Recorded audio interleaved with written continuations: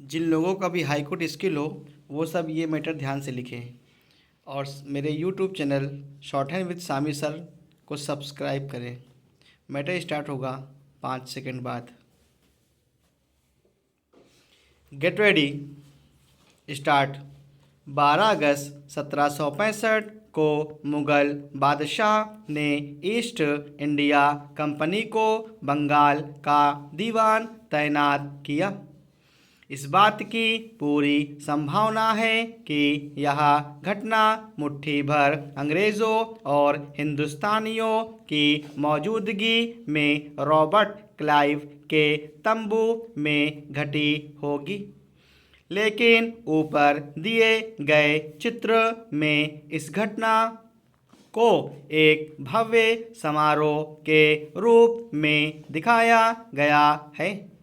यह चित्र उस चित्रकार ने बनाया है जिसे रॉबर्ट क्लाइव ने अपने जीवन की यादगार घटनाओं को चित्रित करने का जिम्मा सौंपा था।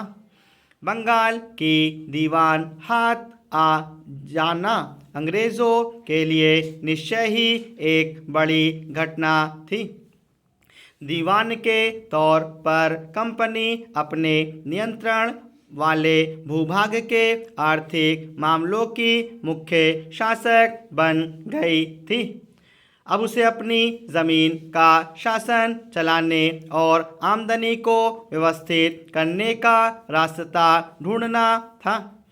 इसके लिए उसे एक ऐसा रास्ता ढूंढना था जिससे कंपनी के बढ़ते खर्चों को पूरा करने के लिए काफ़ी आमदनी जुटाई जा सके।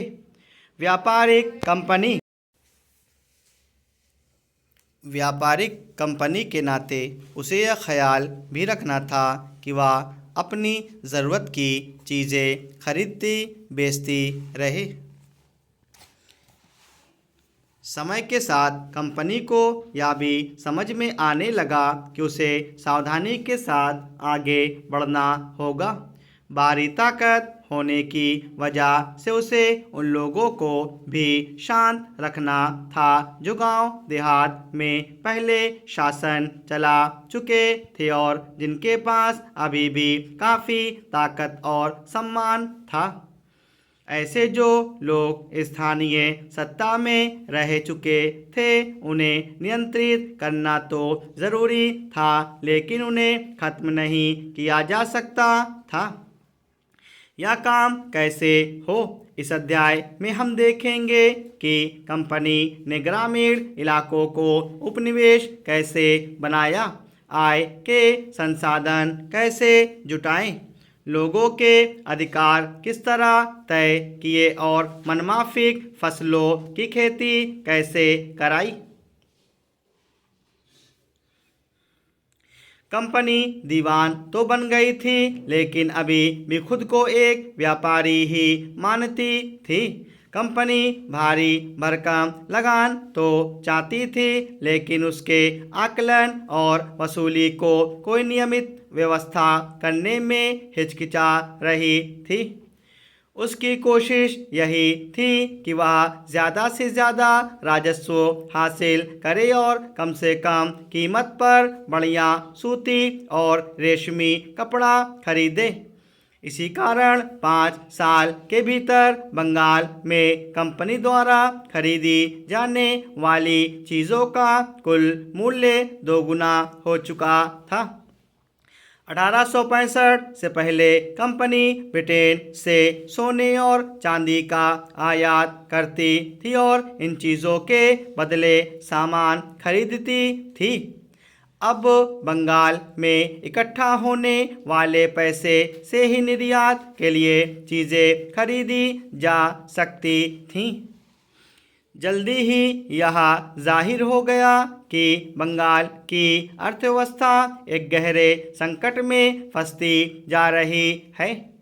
कारीगर गांव छोड़कर भाग रहे थे क्योंकि उन्हें बहुत कम कीमत पर अपनी चीज़ें कंपनी को जबरन बेचनी पड़ती थीं। किसान अपना लगान नहीं चुका पा रहे थे, कारीगरों का उत्पादन गिर रहा था और खेती चौपट होने की दिशा में बढ़ रही थी। 1770 में पड़े अकाल ने बंगाल में 1 करोड़ लोगों को मौत की नींद सुला दिया। इस अकाल में लगभग 1/3 आबादी समाप्त हो गई। अगर अर्थव्यवस्था संकट में थी तो क्या कंपनी अपनी राजस्व आय के बारे में आश्वस्त रह सकती थी? कंपनी के ज़्यादातर अफसरों को यह लगने लगा था कि ज़मीन में निवेश करना और खेती में सुधार लाना ज़रूरी है। स्टॉप।